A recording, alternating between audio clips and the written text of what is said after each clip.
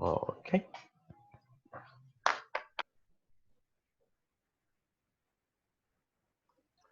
Thank you all for joining us today. My name is Luis Mares, Director of the Community Mobilization at the Latino Commission on AIDS. We at the Commission and at HepVu are very excited to share information about the impact of hepatitis C in the United States as part of the National Hispanic Hepatitis Awareness Day campaign and Hepatitis Awareness Month. For this webinar, everybody has been muted at the moment of logging in so we can avoid background noise like the one that we just have now. So please use the chat box for your questions and comments. Also, this webinar is being recorded. The recording will be shared along with the PDF version of the slides after the webinar with all the participants. So let me introduce today's presenter, Dr. Heather Bradley, Professor of Epidemiology at Georgia State University at HepVu Project Director. Dr. Bradley is an Assistant Professor of Epidemiology and Biostatistics at the School of Public Health at Georgia State University. She is an epidemiologist whose main research interests include HIV prevention and treatment outcomes, surveillance methodology, and the intersection of infectious diseases with the United States opioid epidemic. Prior to joining the faculty at Georgia State, Dr. Bradley worked for the Centers for Disease Control and Prevention in various divisions, including the Division of HIV and AIDS Prevention and the Division of Sexual Transmitted Diseases Prevention. From 2016 to 2018, she was the Associate Chief for Science and the CDC Division of HIV and AIDS Prevention, where she oversaw the training and research of more than 50 epidemiologists in the Behavioral and Clinical Surveillance branch. Dr. Bradley also worked as a Senior Research Associate for the Bill and Melinda Gates Institute for Population and Reproductive Health from 2005 to 2010. During that time, she managed a multi-site research study. So the agenda for today's webinar is divided in 4 parts. The first part is the impact of hepatitis C on the Hispanic Latinx community, and then Dr. Bradley will take care of the next 3 parts, HepVu and hepatitis C in America, new HepVu stratified hepatitis C prevalence estimates, and HepVu features on-site overview. We will have time for questions and answers at the end of the presentation, so as I mentioned, please write your questions in the chat box. Okay, the impact of hepatitis C on the Hispanic Latinx community. To start, I'd like to share a few details about the Latino Commission on AIDS. The Commission was founded in 1990 to lead health advocacy efforts for Latinos, promote HIV education, develop model prevention programs for high-risk communities, and to build capacity in community organizations throughout the country. The Commission seeks to meet the health challenges and address the impact of HIV and AIDS, hepatitis, and sexually transmitted infections in communities, Latino communities nationwide. We are based in New York. Our main offices are in Manhattan, but we also have expanded through other states, and we have an office now in North Carolina and the staff distributed in the southern states. We have a staff in Florida, North Carolina, South Carolina, Georgia, Alabama, and Texas. We are a nonprofit organization committed to creating and promoting a safe space. The timing for our webinar is also significant. We are in May, we are almost ending May, which is Hepatitis Awareness Month. We just celebrated National Hispanic Hepatitis Awareness Day on May 15, and on May 19, it was Hepatitis Testing Day. These are all important opportunities to raise awareness about hepatitis C and its impact on our community and to encourage people to get tested and seek treatment if needed. And now a quick look at the national impact of hepatitis C. Hepatitis C is the leading cause of liver-related morbidity and mortality in America.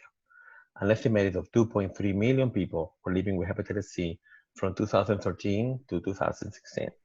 And the heaviest impact on males, baby boomers, Black Americans, and increasingly young persons in states where they are highly affected by the opioid epidemic. Hepatitis C and other infectious diseases are often overlooked consequences of America's opioid crisis. But we also have a good news among all this is that hundreds of thousands have been cured of hepatitis C with direct acting antiviral treatment. Also bad is that more than 50% of people living with hepatitis C do not know they have it, as stated by the CDC. And the challenge is a growing number of younger Americans that are becoming infected due to injection drug use. According to the CDC, more than 41,000 Americans were newly infected with hepatitis C in 2016, as compared to 34,000 in 2015. Narrowing it on the Hispanic Latinx community, chronic liver disease is similarly to in general a leading cause of death among Latinos.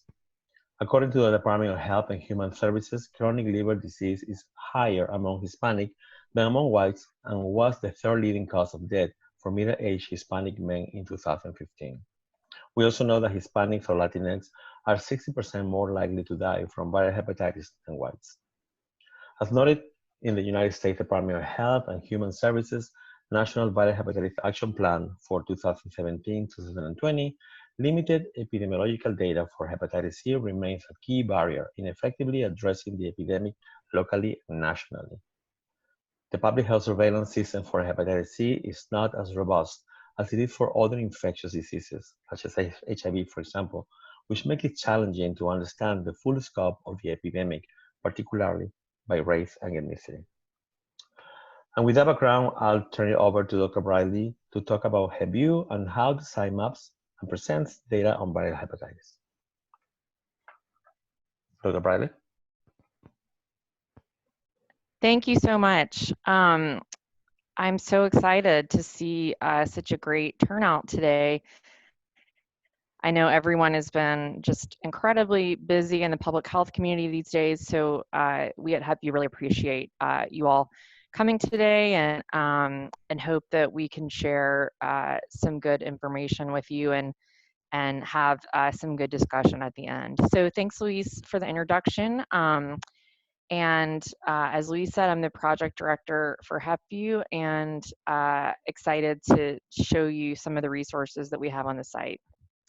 So just to give you a little bit of an overview of HepVu, some of you may have used HepVu, I hope so, or be familiar with it. But for those of you who haven't, we're an interactive online resource that visualizes the hepatitis C epidemic in the US. Some of you may also be familiar with our sister site, HepVu, which has been around for much longer than HepVu, but we've been able to use the infrastructure developed for HepVu to really develop data visualization for hepatitis, which, as you all know, is another area where data is really needed for public health decision making. So we launched the HepVu resource in 2017 with the first ever state level hepatitis C estimates from 2010. One of the challenges with hepatitis C is that we don't have the robust national surveillance system that we have for some other infectious diseases in which all cases are reported to states and then to CDC. And so to help meet a need for understanding the burden of hepatitis C lacking such a surveillance infrastructure, researchers from the Emory Coalition for Applied Modeling Project, or CAMP, together with Dr. Eli Rosenberg from the University of Albany, developed model-based estimates for 2010. And as I said, those were really the first of their kind, allowing state-to-state comparisons of hepatitis C burden. So those 2010 estimates have since been updated and also stratified by sex, age, and race, and those are the data that I'll be presenting today. I do just want to say that the CAMP model work is supported by and in collaboration with CDC, and HepVu is a Powered by HepVu project presented by the Emory Rollins School of Public Health and in partnership with Gilead Sciences. Next slide, please.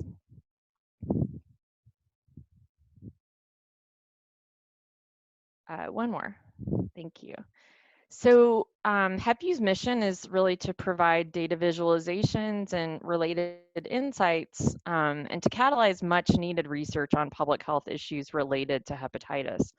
One of our main goals is to present data that policymakers and researchers and advocates and others can use to strategically plan their prevention and treatment programs, understand how to best allocate resources toward them, and even to monitor progress toward goals. Next slide, please. So if you go to the site, which I hope you'll do after the webinar today, you'll find that we have a number of maps currently available. right now we have maps including state-level hepatitis C prevalence estimates and mortality data from 2013 to 2016. And you can view these as overall state estimates or state estimates by sex, age, and race. Alongside those data, you will be able to view 3 state-level opioid indicators, and these are the opioid prescription rate from 2017, which is sourced from CDC, the narcotic overdose mortality rate from 2013 to 2016, which is also sourced from CDC, and then we have the pain reliever misuse rate from 2015 to 2016, which is self-reported to a survey run by the Substance Abuse and Mental Health Services Administration, or SAMHSA. We've added these opioid data to the site given the intersection that Louise mentioned of opioid misuse with hepatitis C. You probably all know that people who misuse opioids might inject as one mode of administration and may also share needles or other injection equipment, which unfortunately puts them at risk for bloodborne infections like hepatitis C and HIV. Next slide, please. So before I go into the prevalence estimates on the site, I want to underscore that these are modeled estimates and that they have both limitations and strengths. So we used a combination of data sources for our model, and one of the main data sources was NHANES, which is a national probability survey of US households. Because injection drug use is relatively rare and is more likely among people who are unstably housed than people, who live in households and would respond to a survey, people who inject drugs are likely underrepresented in NHANES, and as a result, these data may inadequately represent increases in hepatitis C prevalence among this high-risk population.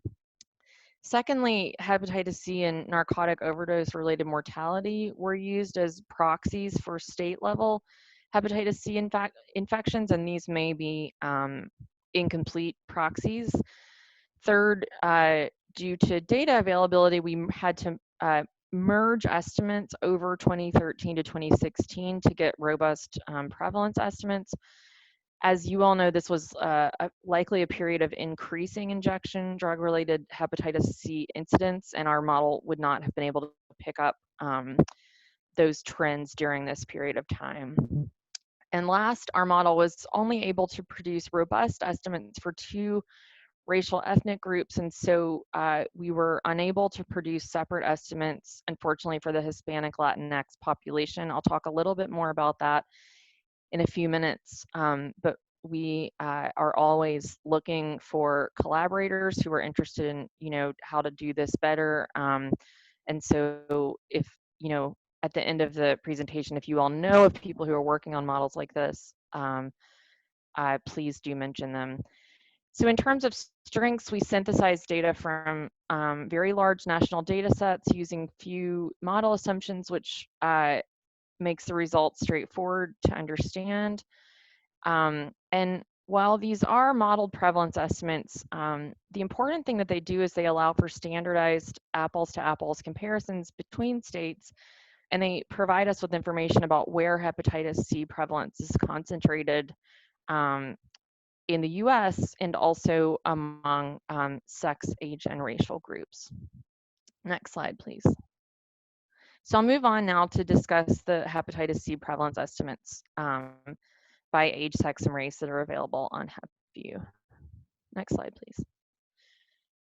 So earlier this year in January, we launched stratified data on hepatitis prevalence by age, sex, and race. I'll say the main messages from this set of maps, which Lise also mentioned earlier, is that from 2013 to 2016, hepatitis C really continued to disproportionately impact males, the baby boomer population, which we define here as those born between 1945 and 1969, Black Americans, and increasingly young persons in states that are highly affected by the opioid epidemic, likely as a result of increasing injection drug use.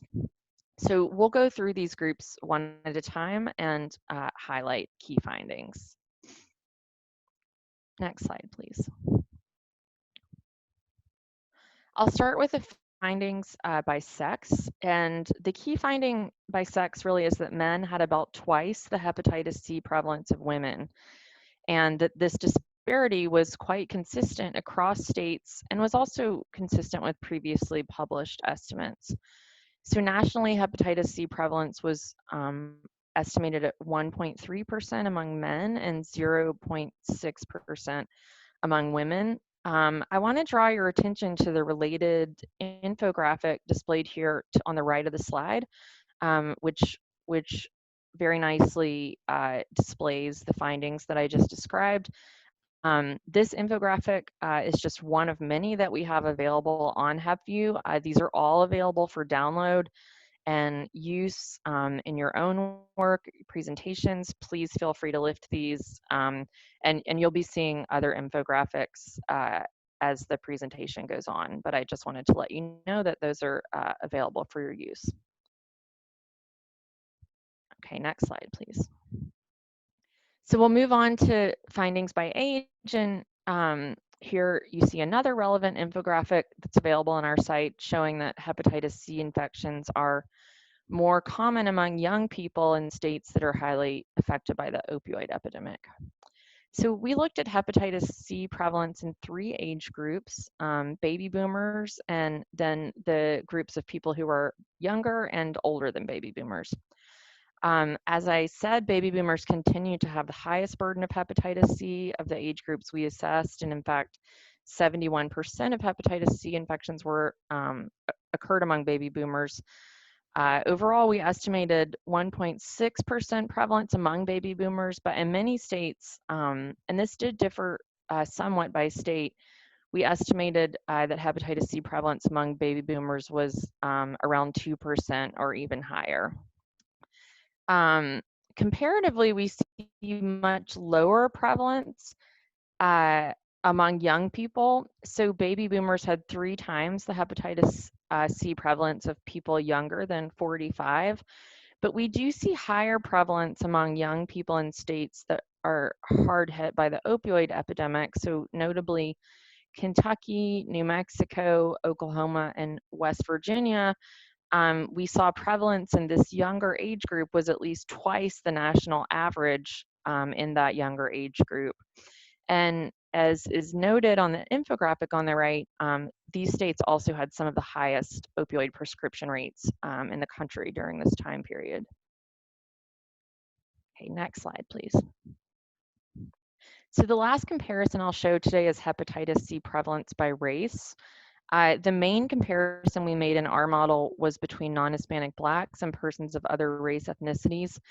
We found hepatitis C prevalence was more than twice as high for Black Americans than for non-Black Americans at 1.8% and 0.8% respectively. Although Black Americans comprise only 12% of our country's population, they actually represented 23% of prevalent hepatitis C infections during this time period. And this disparity was actually much worse in certain states. We saw prevalence among Black Americans 4 or more times higher than among non-Black Americans in DC, Minnesota, Wisconsin, Nebraska, Iowa, Montana, Illinois, Michigan, and Pennsylvania. So that's a long list, but those are all states where we saw prevalence among Black Americans 4 or more times higher than among non-Black Americans. So that's it's a huge disparity. So as I mentioned, the race data were limited to non-Hispanic Black Americans and persons of other races due to insufficient levels of widespread and publicly available hepatitis C surveillance data. But we did look at hepatitis C prevalence among the Hispanic population using NHANES data alone, and we found nationally that hepatitis C prevalence was 0.8% among Hispanics compared to 1% among non-Hispanic whites. However, despite slightly lower or about the same rates of hepatitis C prevalence, we know that the Hispanic and Latinx community sees worse hepatitis C related mortality outcomes compared to non-Hispanic whites, including liver cancer and mortality attributable to hepatitis C. And in fact, liver disease is the seventh leading cause of disease among Hispanics in the US, although certainly not all of that disease is attributable to hepatitis. Because our analysis really aimed to describe disparities in hepatitis C prevalence versus outcomes, we focused on the larger disparity here between non-Hispanic Blacks and persons of other race ethnicities, but estimation of state level hepatitis prevalence among the Hispanic Latinx population, as well as really focus on related outcomes, which are much worse among this population, is a very important area for future research and modeling. And I'd love to hear, like I said at the end of the talk, if any of you are working on models or other projects in that area. Next slide, please. So in conclusion, we've shown that national surveys in conjunction with local mortality data that capture multiple aspects of hepatitis C burden of disease can enable systematic estimation of state-level hepatitis C prevalence, and really allows us to look at prevalence in an apples-to-apples way across states. Hepatitis C continues to disproportionately affect males, baby boomers, and African Americans in the US, although we did estimate higher prevalence among young people in states that have been heavily impacted by the opioid epidemic. And finally, these systematically derived state-to-state estimates can be used to benchmark burden of hepatitis C and to guide our public health prevention, diagnosis, and treatment efforts. Next slide, please. So before we conclude, I just want to do a little show and tell and draw your attention to some additional resources that are available on our HepVu site alongside these data and maps. Next slide, please. So I've mentioned our infographics several times in the presentation. I do not take credit for our infographics. I'm very much not a graphic designer, but the folks who do these are amazing, and I personally use them all the time in my work. So many of them are available in both Spanish and English. And you can see some of our infographics that are published in Spanish here on the right side of the slide. So as I mentioned, these infographics cover, the data available on our website, as well as important messages about testing and treatment. These are downloadable directly from the site. You can print them, you can put them in your presentations, you can even embed them on your own websites. The more use and the more sharing, the better as far as we're concerned. So we would love to see you all sharing them broadly. Another valuable resources that HepVu offers are expert blogs. So we at least every couple of months, we have a new expert Q&A blog about issues related to viral hepatitis, including hepatitis A and B, not just C. We've had experts to talk about the intersection of opioids and viral hepatitis, and then we've also had folks to talk about hepatitis C elimination campaigns. Guillermo Chacon has done a blog for us on hepatitis C among Hispanic and Latinx populations, and I would encourage you to check that out. And we're always posting new blogs. I also want to mention that we just recently posted a blog with some related infographics with the Tennessee Department of Public Health on perinatal transmission of hepatitis C, which is really an emerging issue in the field. This is, like I said, one of the more recent ones. So if you haven't been to our site in a while, please do go and check that out. Next slide, please. So as we've mentioned a couple of times now, we have incorporated some opioid data to HepVu in the form of indicators that can be compared with the hepatitis prevalence estimates. And as part of this emphasis on opioids, we have maps, infographics, and a deeper look page that highlights the intersection of the opioid crisis with infectious diseases like hepatitis C, to really help researchers and policymakers visualize these epidemics side by side and to think about integrated solutions to these public health crises. Next slide, please. These are the maps of the 3 state-level opioid indicators that can be compared alongside hepatitis C prevalence on HepVu. So the narcotic overdose mortality rate on the left there is the number of drug overdose-related deaths per 100,000 people. The opioid prescription rate in purple, and the middle is the number of opioid prescriptions dispensed per 100 people in each state. And then last, we have the prevalence of pain reliever misuse on the right, which is based on national survey responses, specifically the NHHAD survey, for those of you who are familiar with it, to indications of misuse or abuse of prescription pain relievers. And so shading for the maps is darker in states that have higher rates or percentages for a given indicator. And what you can kind of see across these 3 maps is that the hepatitis C burden of disease tracks pretty closely with opioid-related morbidity and mortality, particularly in states in Appalachia. Next slide, please. So we have several deeper look pages available on HepVu, and you can see on this slide a screenshot of our deeper look page on opioids. This page provides a really in-depth look at the impact of the opioid epidemic on hepatitis C rates in the US. And it also includes some of these shareable infographics that I've talked about, the expert blog posts, and then a very nice graphic that you can see. It's probably pretty small on your screen, but you could see it in much more detail on HepVu that illustrates the opioid misuse in hepatitis C syndemic. So basically, this deeper look page is everything available on HepVu about hepatitis C and opioids in one place. Next slide, please.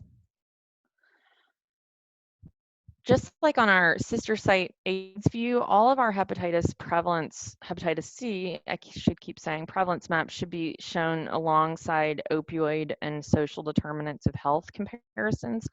So you can actually choose which comparisons you want to see, and then compare the maps of your choice. You can print them or share them electronically, or you can embed them directly onto a web page. So this is actually a way that you can custom sort of design which comparisons are interesting to you, and then use them in your materials. Next slide, please. We do also have downloadable and printable graphics for individual states that illustrate how states compare to others in terms of hepatitis C prevalence regionally or nationally. And so I'm showing the state profile for Idaho here, just so you can see how these data are displayed. You can view your state's hepatitis C prevalence and mortality data overall, and also by sex, age, and race. And then like the national data, you can display state data alongside these important opioid and social determinants of health comparisons. Again, these state profiles can be easily downloaded and printed or embedded in your websites. And we do hear of a lot of people using these in meetings with policymakers and for advocacy purposes. And so we hope that you'll also take advantage of that resource. Next slide, please. So looking ahead a bit, we do have plans to continue to release new resources this year. We'll be paying special attention to May and July, even though, as as Luis said, May is almost behind us, unbelievably. But we do have Hepatitis Testing Day, and of course, National Hispanic Hepatitis Awareness Day in May.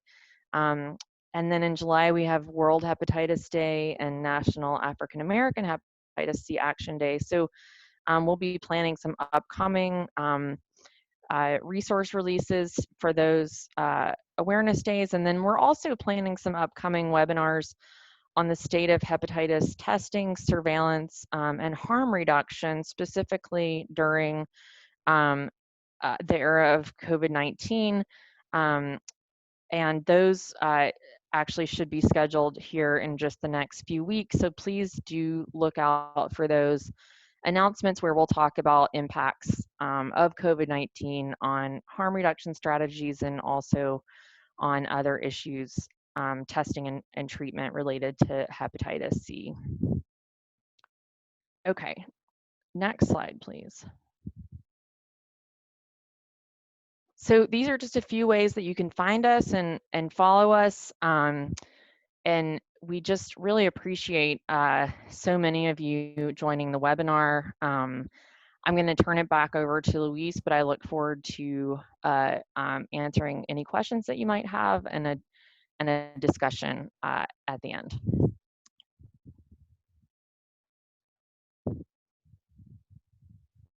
Thank you, Dr. Bradley. Thank you again for this presentation, for joining us for the second year.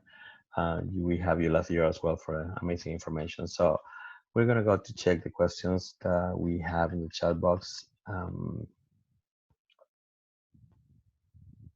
There was one here. Just a second.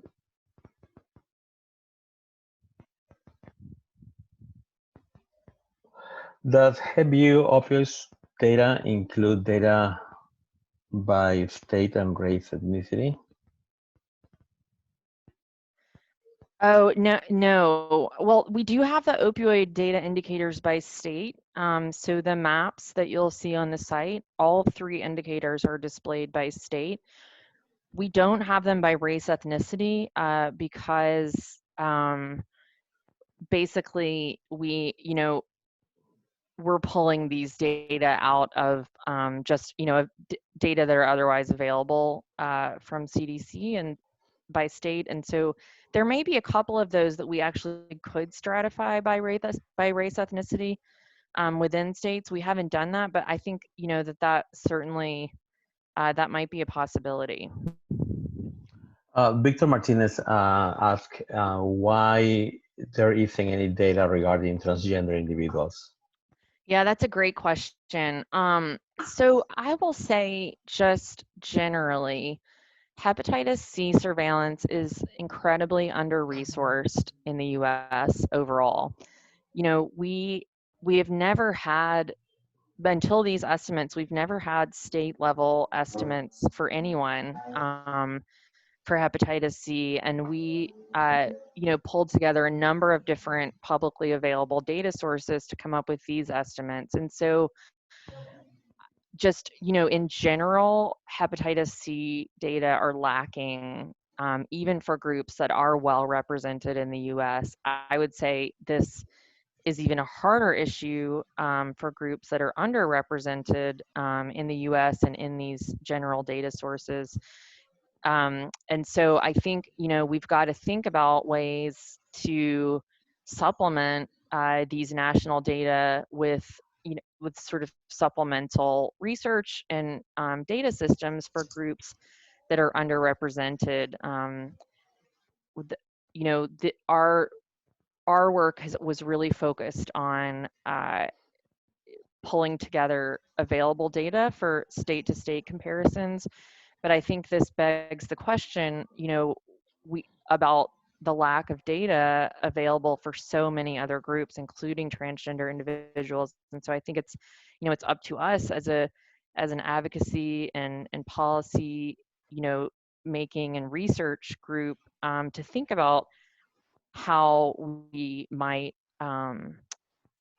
implement some supplemental systems, survey research, to really start to get a handle on hepatitis C prevalence among these underrepresented groups. Thank you. Ashley Margot would like to know if do you have any state-specific infographics? So we have these the state-specific pages that I had mentioned before, and you can actually look at comparisons between your own state in terms of hepatitis C prevalence and mortality with the region surrounding your state and also the nation. And you can look at comparisons, state to state comparisons with other social determinants of health and some of these opioid indicators. So I'd highly, recommend that you go and check out that state level resource. This is not a question, but a comment by Juan Jaramillo, which I think is related to what we are mentioning, that hepatitis C is underfunded. And so he's recommended everybody go and complete the census forms because these will determine where millions of dollars of funding are distributed in the future policy and health policies. Could not Then, agree more. Thank you for that comment. absolutely. Then Sal Valdez Valadez, he is, let me see. Are there proposals to address data collection for Latinos and other immigrant communities? Why are we being left behind? Data-derived policy and funding for treatment, education, and prevention. So why is there not data collected among Latinos and other minorities in terms of hepatitis? I think you touched that already, but Yeah, no, I mean, I would just say that again, we're we have a surveillance system that's woefully underfunded.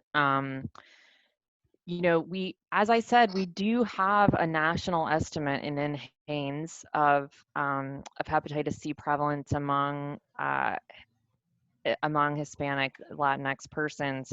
However, we all know that data are more meaningful and useful when they're local, and so the national estimate leaves a lot to be desired. I think you know there are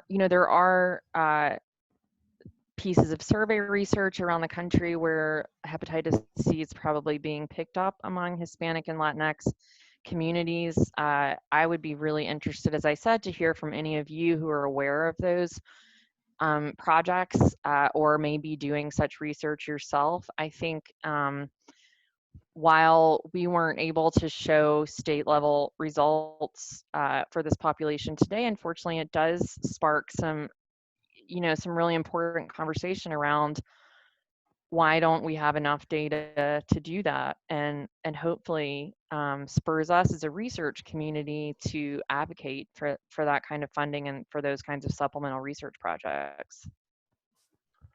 thank you. Edwin Cortez asking, did testing change from mandatory testing during birth, 1945, 1960? I think he's asking if it's mandatory to test baby boomers or if it has changed to up to date. I'm sorry, I didn't quite understand the question. I think Kevin Cortez is asking if testing is it mandatory for people that are baby boomers or not. No, it's not mandatory, but it's highly recommended. That has been CDC's recommendation is at least one-time testing for baby boomers for some time now. Although some of you may know that we have updated testing recommendations, which I'm going to actually, in case you haven't seen these, I'm putting a link to these updated testing recommendations right here in the chat box.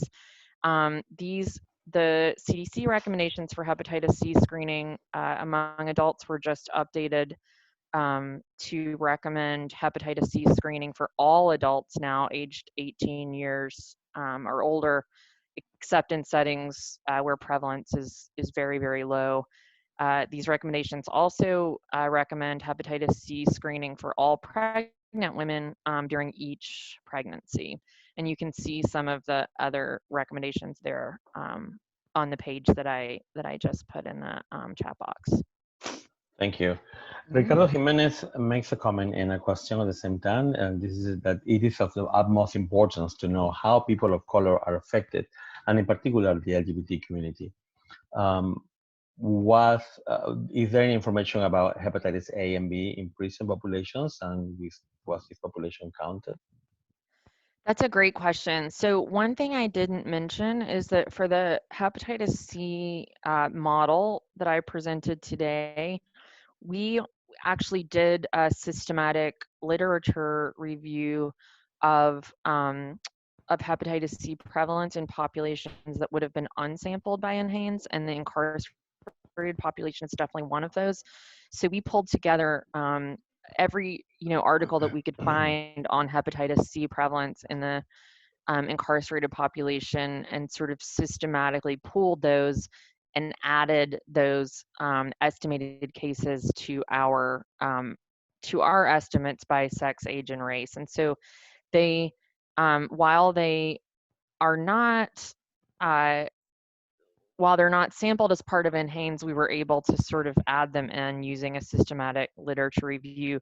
We do also know that, hepatitis A and B can be quite prevalent in incarcerated populations. And unfortunately, I don't have those estimates right in front of me, but I'd be happy to send you some resources if you want to email me. And there's one more question. Fernando Valerio wants to know, what's the frequency of the updates of HepVu site? That's a great question. I wish that we could update it more frequently. We are at the mercy of, when these surveillance data are updated. And so I don't yet know when this model will be updated. We have to have essentially enough new data from the surveillance data to incorporate to an updated model. But definitely, keep an eye on the site, and if you follow us on HepVu, you'll be the first to know. And again, if any of you out there are working on models or know of people who are doing work around hepatitis C prevalence in the Hispanic Latinx population, that's something that we're very interested in trying to incorporate to our findings and to HepVu. And so I would really appreciate emails along those lines so that we can, try to get connected to folks doing that sort of work and make sure that we're able to highlight it on the site. All right, and I think I have one more question here that arrived by email.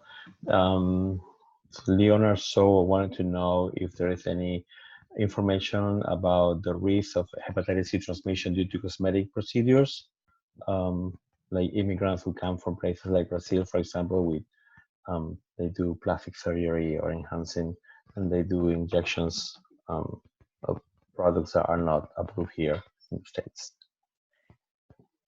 In other countries, you mean? I think immigrants who come from countries already, and they. I see. Yeah, and I don't have, there are some published sort of per injection probability rates for hepatitis C, but I don't know of anything specific to cosmetic procedures. Certainly anytime anytime a procedure is carried out with an unsterile needle, there would be a risk for infectious diseases, including hepatitis C. Thank you. Victor Martinez says Latinos have a higher mortality rate due to hepatitis C. Can you please elaborate more about the reasons? Yeah, so I think there are a number of things going on here. We don't know exactly what the mix of issues is, but we know that Hispanic and Latinos tend to have higher rates of liver disease generally. This could be due to a number of factors. We know that people are more likely to progress to liver complications from hepatitis C. This could have, this could be and is very likely a combination of both lifestyle factors and social determinants of health, like access to care, and unfortunately, potentially, as the person mentioned earlier, potential exposures outside the U.S. to uh, infection through procedures involving needles. But I think, I think there's wide agreement that this progression to liver disease has a lot to do with sort of social determinants of health issues related to health insurance, care access, early detection, you know, and lack of access to treatment. I would say that treatment is becoming, you know, more accessible, and so we hope that as treatment becomes more accessible for everyone, that we see a decline in these disparities in terms of adverse outcomes and progression to liver disease. And we have one last question, I think. How can we effectively address like epidemics like COVID-19, for example, or the opioids epidemic without systems asking for ethnic race data at the front end? Is it because of politics or other factors? Well, you're speaking to the choir here. I think we can't. I mean, I think we have to have, you know, data by race, ethnicity right out front for the COVID-19 pandemic and for hepatitis C and for, you know, basic and for other infections and diseases. And so that's why it's so important, you know, that we as an advocacy community continue to sort of, you know, show the results that we have and wave the flag about results that we don't have. I think we saw this, you know, an example of a very hard won success with the with HIV data for the transgender community that are finally being published by CDC that really were, you know, the results in part of people, you know, getting up at every conference and saying, where is our data? Why aren't we seeing data among the transgender population? And so I think, unfortunately, sometimes it takes time to see these changes made, but I couldn't agree with you more. I think that there are unfortunately differences by race and ethnicity in just about every health condition we know of, and in particularly, you know, in my line of work in infectious diseases. And so I would encourage all of you to stay vigilant and to keep making the case for better and more data elucidating these disparities by race and ethnicity. Okay, thank you, Dr. Bradley. Thank you, HepVu, again, for this amazing webinar, all the information you shared with us. And thank you, everybody who participated with their questions and comments through the chat box and the questions and answer box. So again, thank you, everybody, and have a good rest of the day. And stay safe, stay home, keep safe from the COVID-19 epidemic. Thanks, everybody.